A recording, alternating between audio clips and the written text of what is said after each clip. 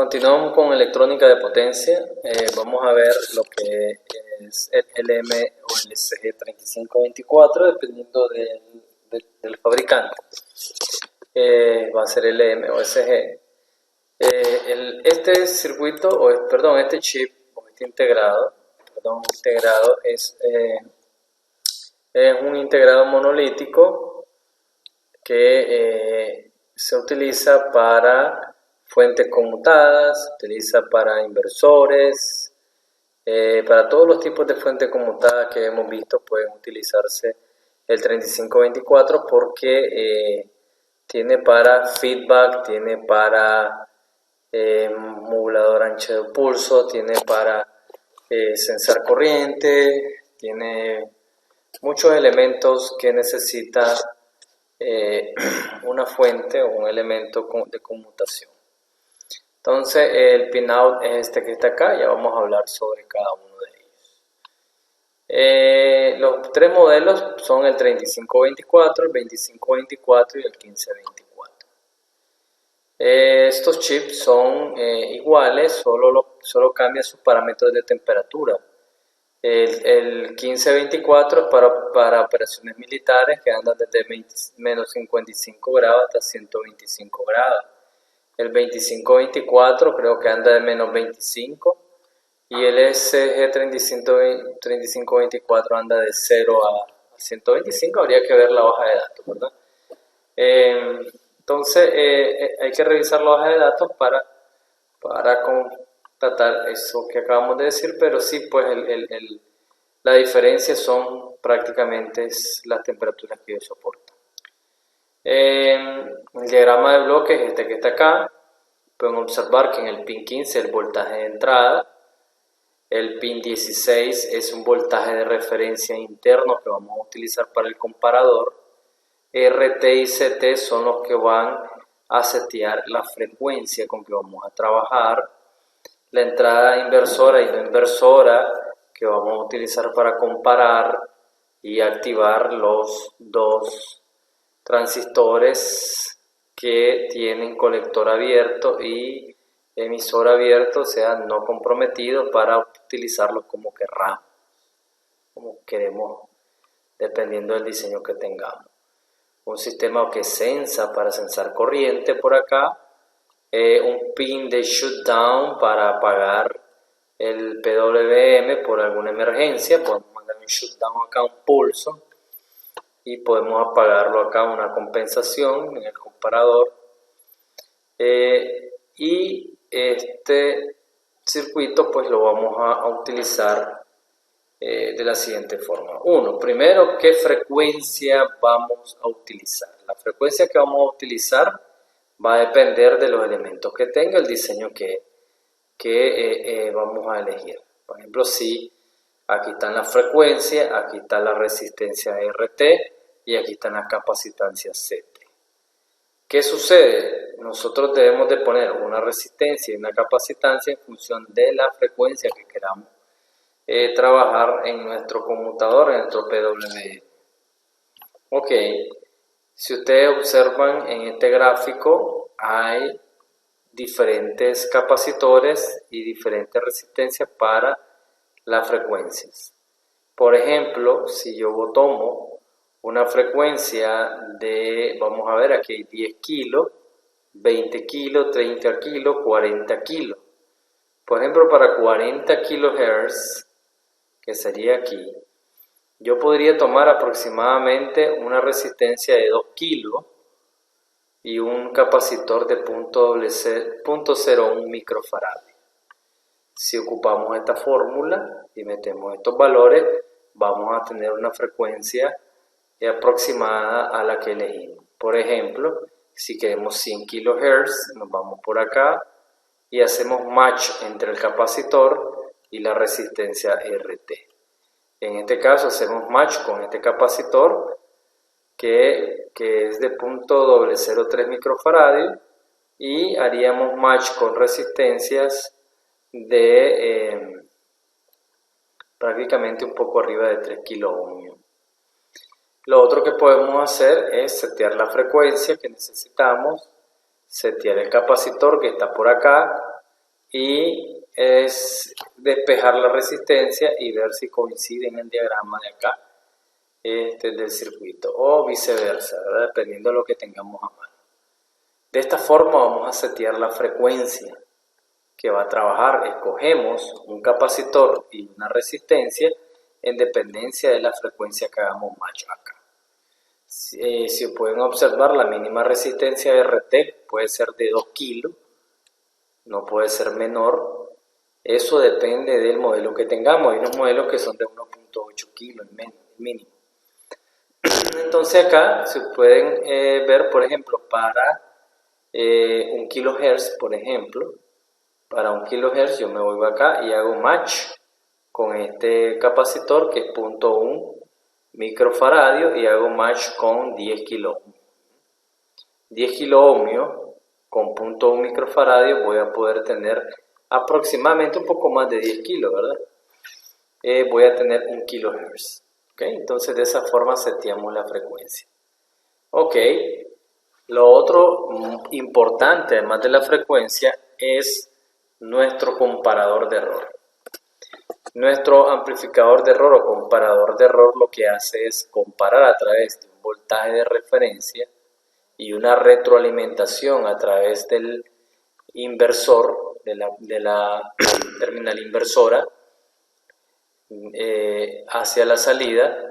A través de esa retroalimentación y este voltaje de referencia hace una comparación, envía una salida, un pulso a la salida a través del oscilador y el comparador que tiene manda otro pulso a la señal de potencia y eso manda a activar los respectivos transistores. Vamos a retrocedernos un poco.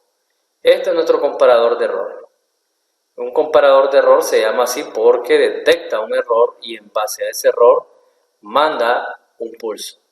Ese pulso lo que hace es encender estos dos transistores y un pulso en tierra, un pulso 0 voltios para apagar o quita el pulso, pues prácticamente me manda 0 voltios en la salida y apaga los transistores. Quiere decir que dependiendo de lo que tengo aquí en input y en inversora y no inversora, yo voy a setear el encendido y el apagado de mis transistores. Entonces, ¿cómo lo hace eso? Lo hace a través de este voltaje de referencia que es el pin 16.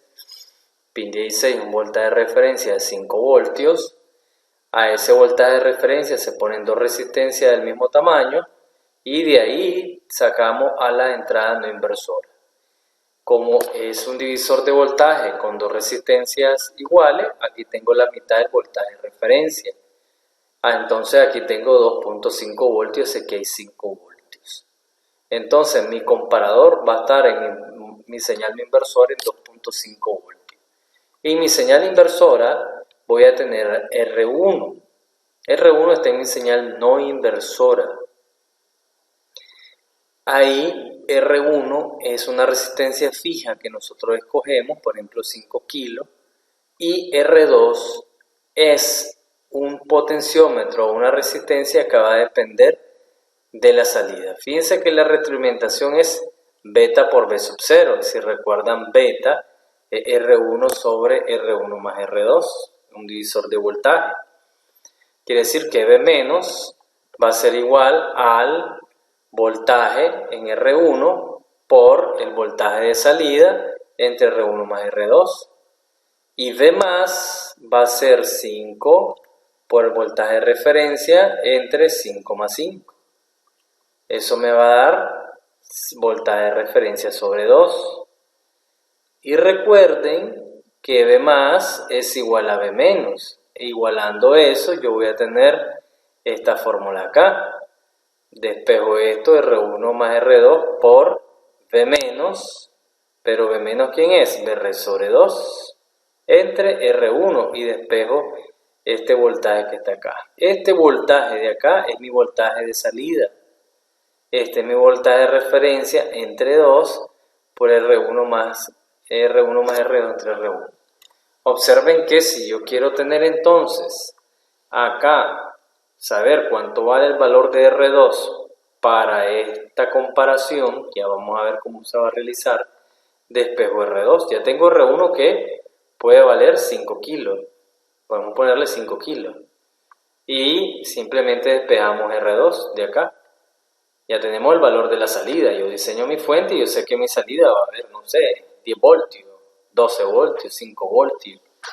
Despejando acá R2, yo lo puedo sacar, que sería R2 va a ser igual a V entre el voltaje de referencia sobre 2 por R1 menos R1.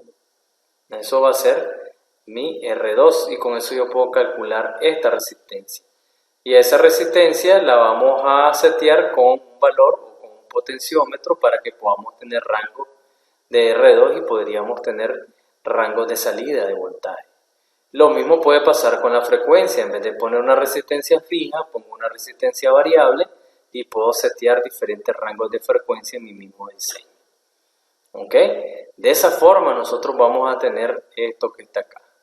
Ahora, ¿cómo funciona esto? Bueno, aquí tengo 2.5 voltios fijos en mi inversor.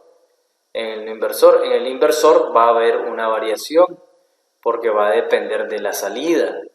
Si la salida es un divisor, aquí tengo un divisor de voltaje, si la salida baja el voltaje en R1.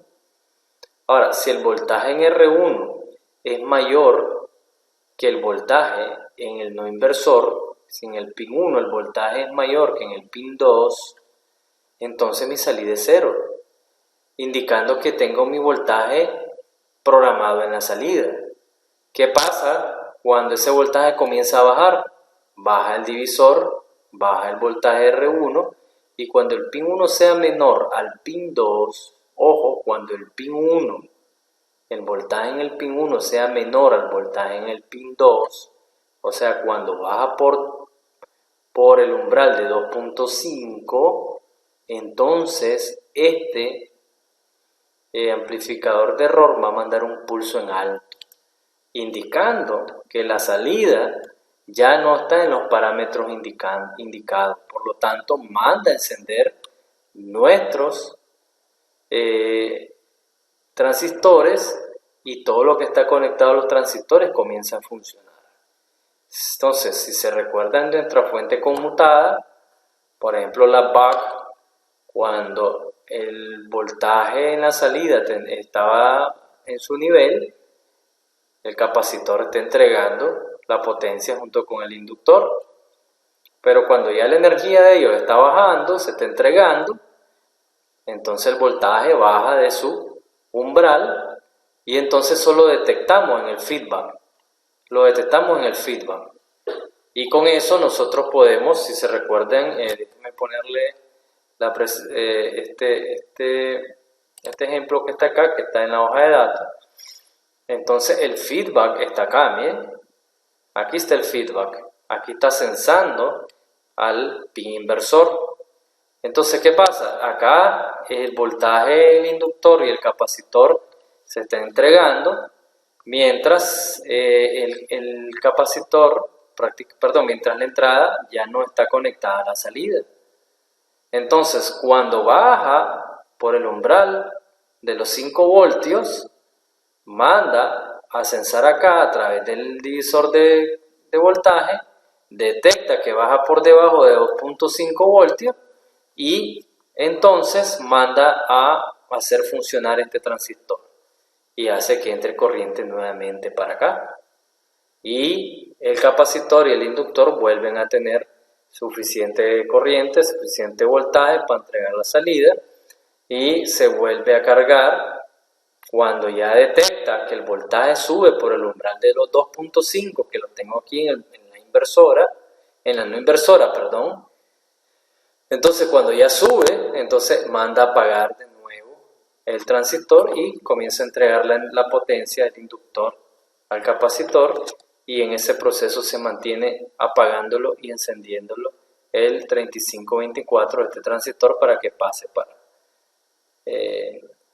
hacia la salida. Entonces, ese es el objetivo de este amplificador de error. Entonces, ¿qué significa? Yo necesito setear acá en mi inversor una resistencia y un potenciómetro o otra resistencia que me permita calibrar el amplificador de error en un voltaje en la salida, de tal forma que cuando ese voltaje caiga por debajo del umbral de los 2.5 en este punto del divisor, entonces funcionen los transistores de salida del chip que tenemos.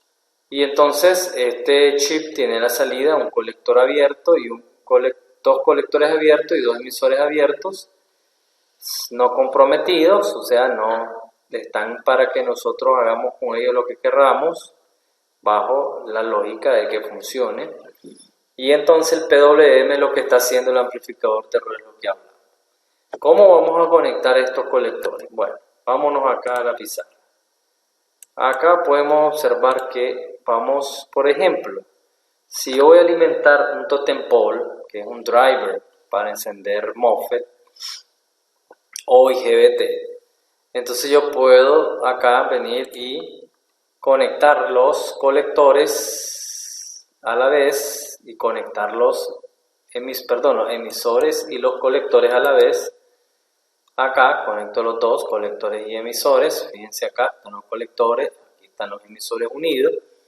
Los conecto a un voltaje de 12 voltios porque con 12 voltios voy a encender mi MOSFET.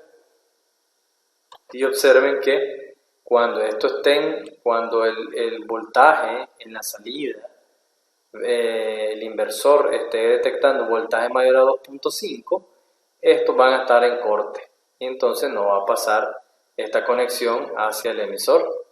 Esta conexión hacia el emisor no pasa.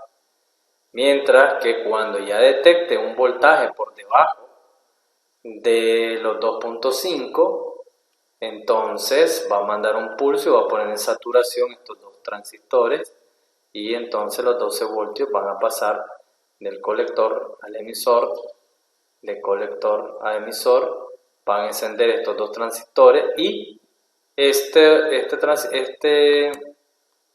vamos a ponerlo bien acá, y pues lo conectamos acá también. Vamos a conectarlo aquí. Este también iría conectado acá. Y eso sería para nuestro, tenía en negro, no tenía en blanco. Entonces acá yo conecto. Y entonces acá ya se me va a encender. Aquí puedo conectar el MOSFET o el IGBT. Y aquí va a caer un voltaje que va a ser 12 voltios menos el voltaje que cae en colector emisor, que es muy pequeño. Y entonces ahí va a encender mi MOSFET o mi IGBT. Ya cuando se haga el pulso en cero, entonces se va a descargar a través del PNP hacia tierra, el MOSFET o el IGBT. Entonces este totem pole puede ser controlado por la salida del chip a través de estos dos transistores y unidos de esta forma. ¿Okay? Es importante que debemos de usar los dos transistores porque cada transistor trabaja en el 45% del Dory cycle, y quiere decir que al utilizar los dos yo obtengo un 90% de rango para el Dory cycle y así puedo manejar más rango de pulso en alto que solo con uno. Al menos que pues sean rangos muy pequeños que necesito en Dory cycle, puedo utilizar solo uno, pero la idea es utilizar los dos transistores. Otra forma de hacerlo es a través de unir los dos colectores, unir los dos emisores y poner los emisores a tierra. Y luego conectar los colectores. Por ejemplo, esta es una fuente elevadora, pues, una BOST. ¿Se acuerdan que la BOST venía acá la corriente? Al estar estos dos señores en corte, entonces esta tierra no se aplica a los colectores. Entonces la corriente se va a venir por acá. Y entonces mi voltaje va a ser el voltaje del inductor más el voltaje de la entrada y se va a reflejar en la salida. Y me sube el voltaje. Cuando ya esto esté controlado y este es el voltaje que debe de tener, entonces se cortan, o sea, se ponen en corte los dos transistores, los colectores se conectan a los emisores a tierra Miren, se van a tierra, por lo tanto el inductor se va a tierra, por lo tanto el voltaje de entrada se va todo al inductor, comienza a cargar el inductor, para acá no hay corriente, pero acá prácticamente, pues bueno, aquí nos hace falta completar el esquema, pero bueno, acá voy a mantener el voltaje y de esa forma cuando vuelva a bajar el voltaje por el umbral en el comparador de error, entonces va a volver a poner en corte estos dos señores y viene para acá de nuevo. Entonces eso lo podemos hacer dependencia de lo que necesitemos, cómo querramos hacer el arreglo de los colectores y los emisores. Esos son dos ejemplos, pero si necesitamos hacerlo de otra forma para aprovechar las características del integrado monolítico, entonces lo podemos hacer. ¿Ok? Perfecto. Entonces, de esa forma vamos a tener nosotros trabajando nuestro integrado monolítico. Es importante que sepamos. Hay otros integrados monolíticos, ya los voy a enseñar. Es importante que sepamos, este integrado es muy barato, tiene un valor un costo muy bajo, $5, $3, $4, dependiendo. Y es muy poderoso, nos puede servir hasta para hacer inversores. Entonces, manos a la obra, ya sabemos cómo trabaja el 555, ahora vamos a hacer una fuente Buck con el 555. Otro ejemplo es el M2576. Este integrado también está en el mercado, muy bueno por cierto, y una ventaja de este integrado es que ya viene con un software donde ustedes le dan cuánta salida quieren, cuánto voltaje de salida quieren, cuánta corriente quieren, y el software le genera el gráfico y ya solo de ir a montarlo. Increíble esta tecnología o esa facilidad que nos dan los fabricantes del M2576, y hay ajustables también, ¿verdad? Hay ajustables para tener salidas variables, ¿verdad? Los cálculos son similares, el feedback es similar, miren, el feedback es casi el mismo, pues es la misma forma de calcularlo para la salida. Entonces, dependiendo de lo que necesitemos, tenemos esas dos opciones, pero ahí hay otras mucho más opciones que podemos tener en el mercado y en las fuentes genéricas, y pueden hallar chips de control muy comunes, ¿verdad? Muy comunes. Se me escapa ahorita el nombre de algunos, pero sí son muy comunes. Estos son los que tenemos ahorita a mano nosotros en laboratorio, por eso vamos a trabajar con él. Perfecto, entonces continuamos con electrónica de potencia y vamos ahora a aplicar lo que aprendimos en este video.